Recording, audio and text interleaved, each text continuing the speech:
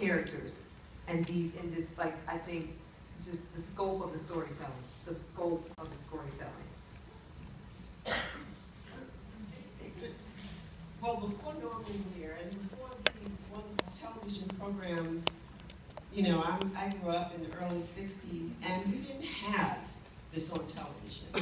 I remember my mother waking me up once in the middle of the night just so we could get up and watch television because Face in the Crowd was on, and there was a black family in that movie. So she woke us up so we could get up and see black people on television. That's the way it was.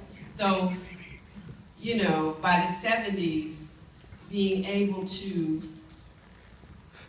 participate, because it was kind of interactive watching these stories and what's on television, because you recognize Marla's character, you recognize everyone in the Jeffersons. It was a true coming of age. So thank you. Okay, so let me clear this up first. I'm not a casting agent.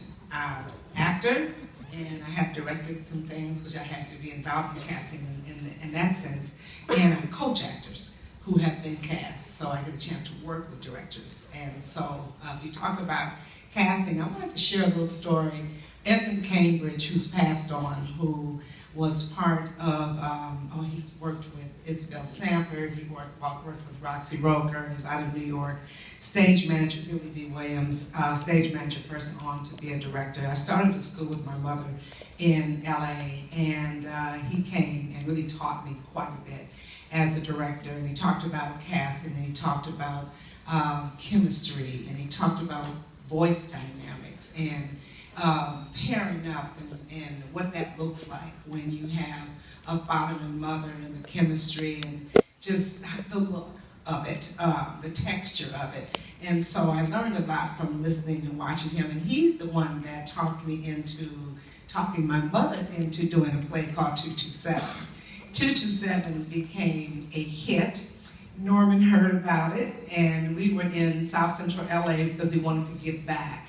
And Norman came to see the play and loved it, and the rest is history. It became a show. And again, out of that was Regina King. We had a neighbor that I pulled down to the theater with me, wanted to make sure he did not get in any trouble. Turned out to be a wonderful young man, and he played Helen Martin's grandson. So again, when you talk about words that are rich, and stories that are rich, and as someone said earlier, transcending race and transcending gender, transcending time and generations. I have a granddaughter who loves watching these shows, and she's 9 years old. It hasn't lost its power, and because, but like you said, Norman, it's not just the words, it's how someone can inhabit those words in that role. And I think when someone's looking to cast richly, they see if that person owns those words or they're just saying those words. And my mother's one of those who we know. Yes. We know what the deal is. Absolutely. She inherited that role, so yeah. We're going to go to a clip that sort of sets up our next read, but I do want to just bring up something really important.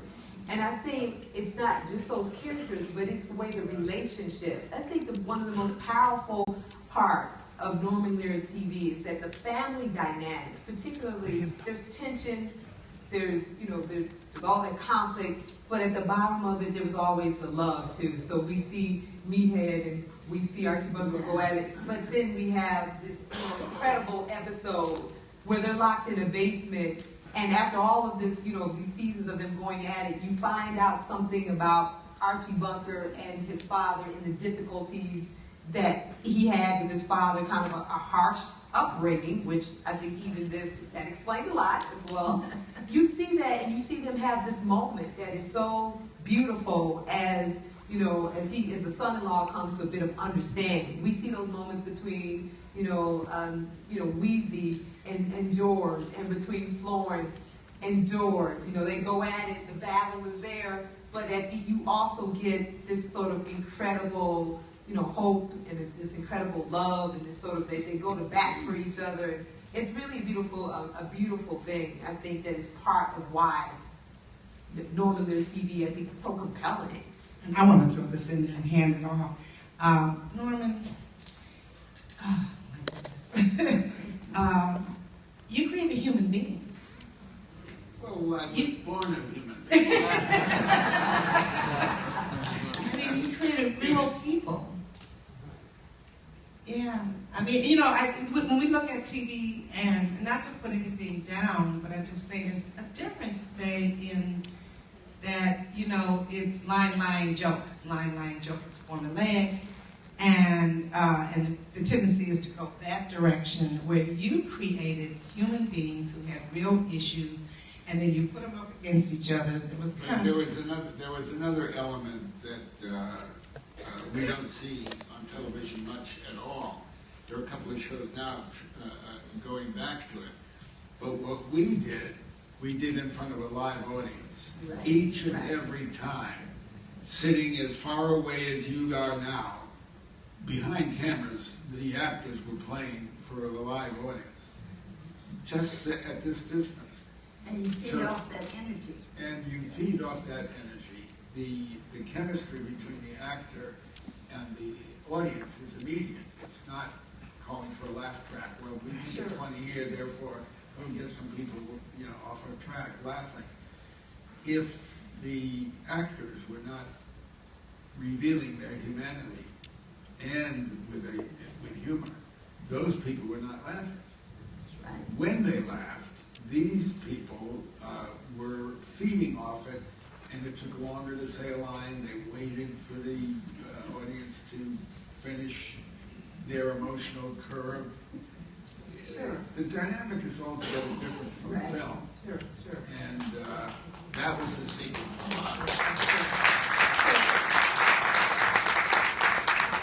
I hope we can bring this clip up. It's a clip from an episode called Cases of Black and White from the Jeffersons that might be familiar to you, because we have a bit of a scenery, so hopefully we can cue that up. And while we do, I think we have, and Ms. Gibbs is going to join us for that one too, by mistake. Okay. Cases of Black and White. We're going to have actually our student actors and a couple of others to come back out with another little snippet, and as they prepare, if you guys final kind of comments or what have you, as they kind of come up and set up with another little snippet from another historic episode and give up, guys. I doesn't have the right script. But they have it all finished. They're going to give it to you. So we can do Case of Black and White. And if we need to bring that up, if you have it, that'll be great, Wally. But ladies, any sort of last thoughts about Norman Lear's legacy, and in particular the Jeffersons, because it is, I think, really huge that we have Miss Mother Gibbs here, and we have Norman Lear here together, and we're celebrating this 40 years of this iconic show. It's something 30, right? And you don't even look facts. It's like, what's in that water? We're gonna find out. She's gonna share the secret. You can have one. Come on, Florence. It's not. If I was Weezy, you'd give it to me. Share this. But you ain't. No, I ain't. So we'll have our student, our Case of Black and White. Ms. Gibbs is going to dazzle us a little bit more with that.